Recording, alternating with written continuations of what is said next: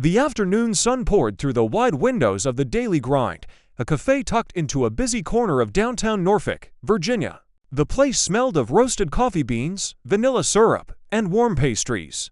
A mix of college students, office workers, and military families moved in and out, the hum of conversation blending with the hiss of the espresso machine. Near the back wall, in a small booth by the window, sat a woman named Sarah Mendez. She was 42 years old, with a lean, athletic build that most people mistook for a marathon runner or a yoga instructor. Her dark hair was pulled back in a loose ponytail, and she wore a simple gray hoodie over faded jeans. On the table in front of her rested a half-empty mug of black coffee and a worn paperback novel. Sarah looked unremarkable. That was exactly how she wanted to look. To the three men who walked into the cafe 20 minutes later, she looked like an easy target. The men were in their late 20s, dressed in expensive sneakers and puffy jackets, their eyes scanning the room with practiced confidence. They had been casing this neighborhood for weeks, targeting places where people seemed distracted, soft, and unwilling to make trouble. The leader of the group, a tall man with a shaved head and a gold chain named Darius, spotted Sarah immediately. She was sitting alone, her head bent over her book, her shoulders relaxed. She didn't look around when the door opened. She didn't check her phone or glance at her wallet. To Darius, that meant she was unaware, vulnerable, and alone. Darius nodded toward his two companions, a wiry man named Leo and a heavy-set man named Marcus. They spread out inside the cafe. Leo leaned against the counter, pretending to study the menu. Marcus wandered toward the bathroom hallway, blocking the rear exit. Darius himself walked slowly toward Sarah's booth. The cafe's other patrons were lost in their own worlds.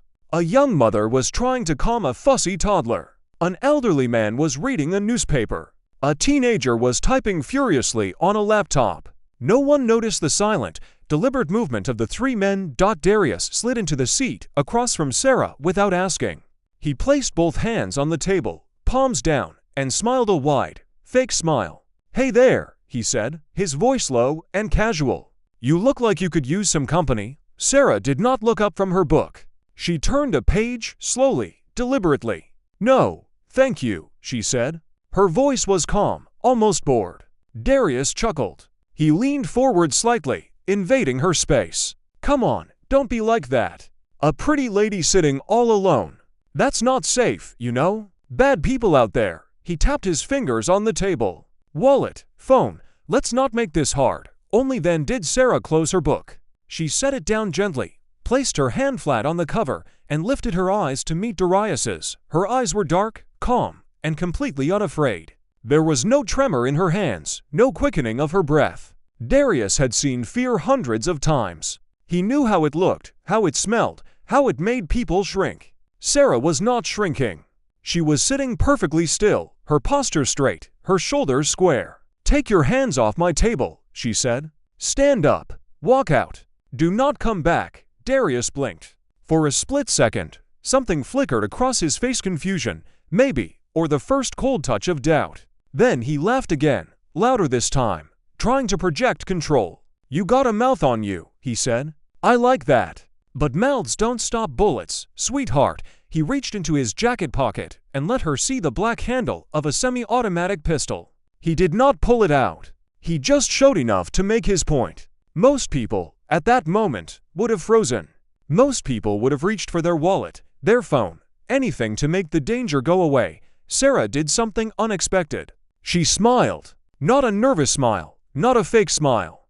A small, quiet, genuine smile, like she had just remembered a private joke. "You really don't want to do this," she said. Darius's smile faded. He didn't like this. The situation was supposed to be simple: isolate a target, apply pressure, collect the goods, leave. But this woman wasn't reacting right. She wasn't scared. She wasn't crying. She wasn't begging. She was sitting in her booth like she was waiting for a bus, completely at ease. Leo, still leaning against the counter, started to get nervous. He caught Darius's eye and made a small hand signal. "Let's go."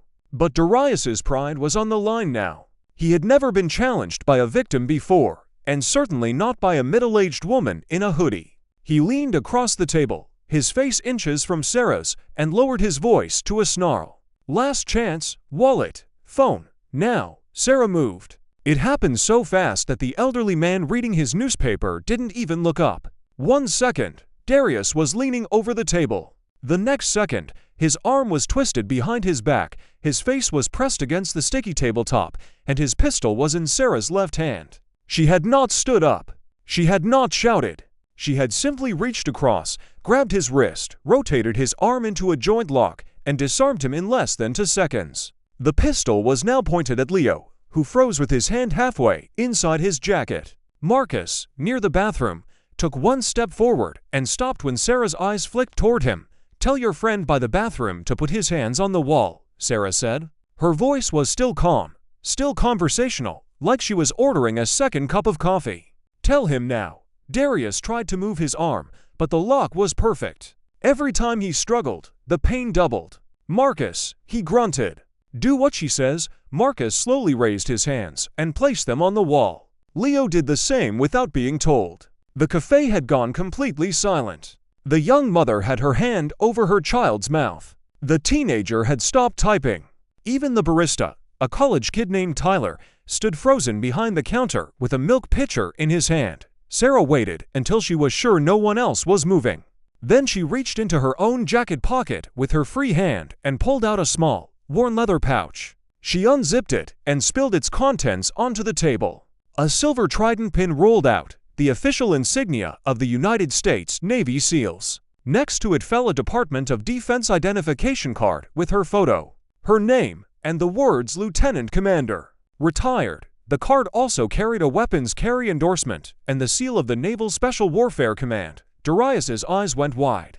He knew what that pin meant. Everyone in Norfolk knew what that pin meant. He was not being robbed by a random woman in a cafe. He had just tried to hold up a Navy SEAL, and not just any SEAL, a retired officer, which meant she had survived years of the most brutal military training on Earth, multiple combat deployments, and countless hours of close-quarters combat drills. He had made the worst mistake of his life. Sarah pressed the pistol's magazine release, caught the falling magazine in her palm, and cleared the round from the chamber. The bullet bounced once on the table and rolled to a stop against her coffee mug. She placed the disassembled pistol on the seat next to her, out of Darius's reach. "Your gun is empty," she said.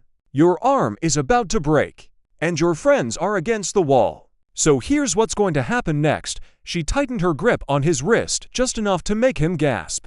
"You are going to thank me for not putting a bullet in your knee. Then you are going to walk out that door, very slowly, and you are never going to come back to this cafe. If I see any of you again, I will not be this polite. Do you understand?"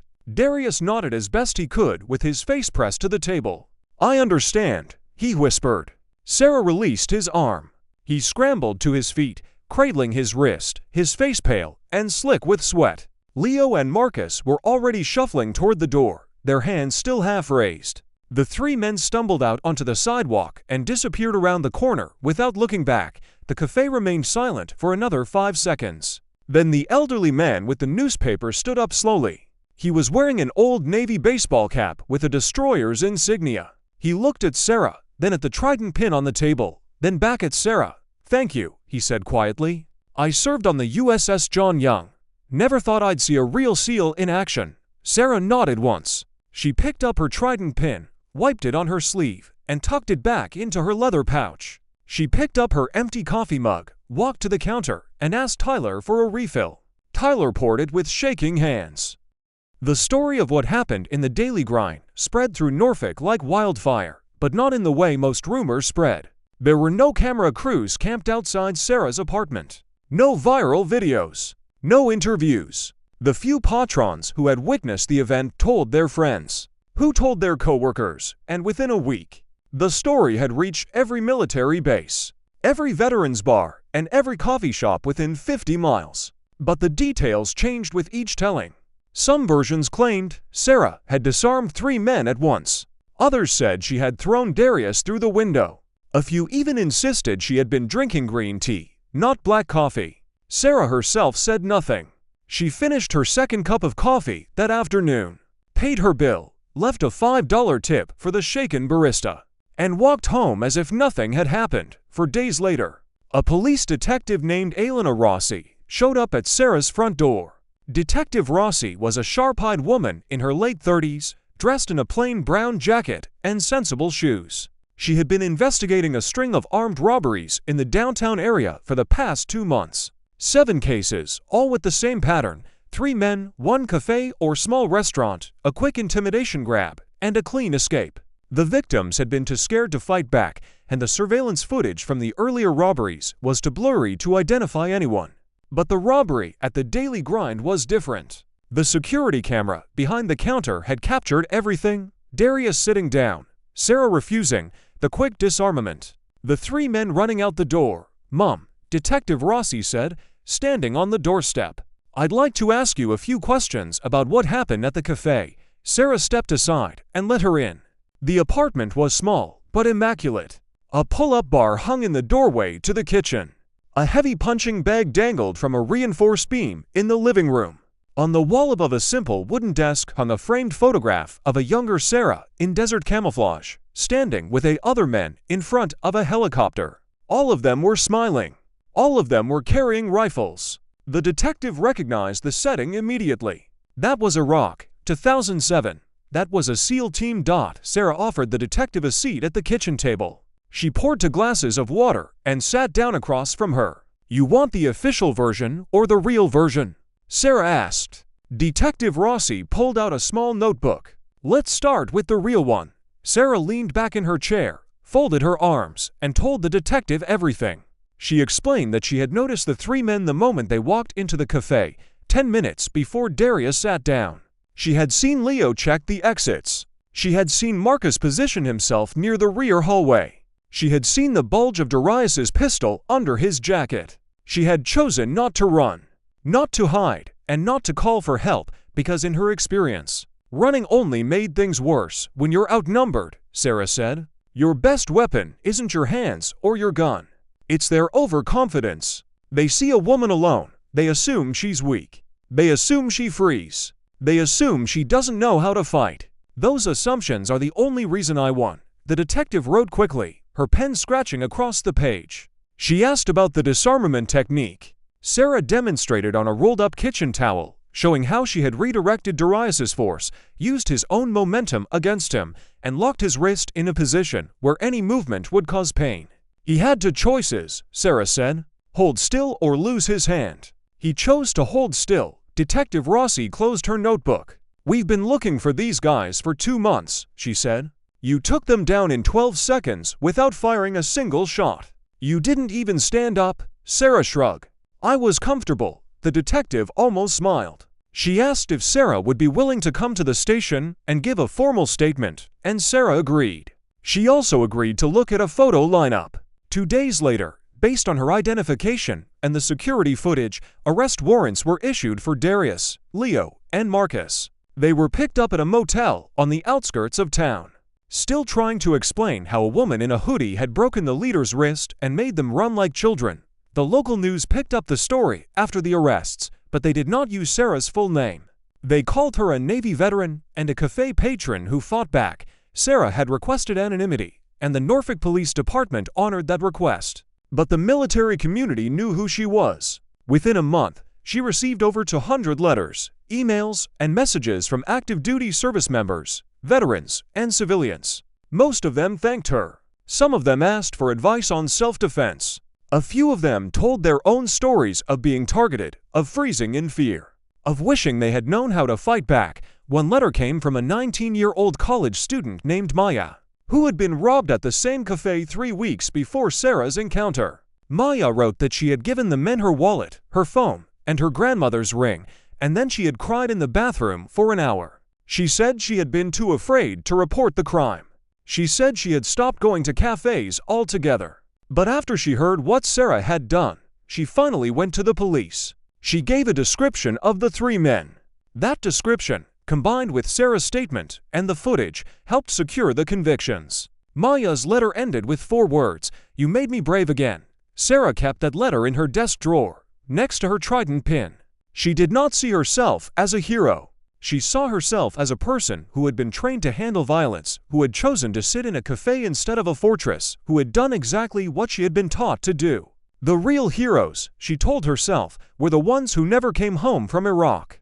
The ones whose names were etched on the stone walls of the Pentagon Memorial. The ones who had no chance to sit in a sunny cafe and drink black coffee, but the people of Norfolk saw it differently. A month after the arrests, the owner of the Daily Grind, a heavyset Greek man named Kostas, held a small ceremony at the cafe. He had printed a certificate and framed it. It read, "Lifetime free coffee for Sarah Mendez." Because some people don't need a gun to be dangerous, he hung the certificate on the wall behind the counter, right next to the security camera that had captured everything. Sarah showed up that morning in her usual gray hoodie. She accepted the certificate, shook Kostas's hand, and ordered a black coffee. She paid for it anyway. Some habits, she said, were too strong to break. The three men were tried and convicted 6 months later. Darius received the longest sentence, 12 years for armed robbery, assault, and criminal intimidation.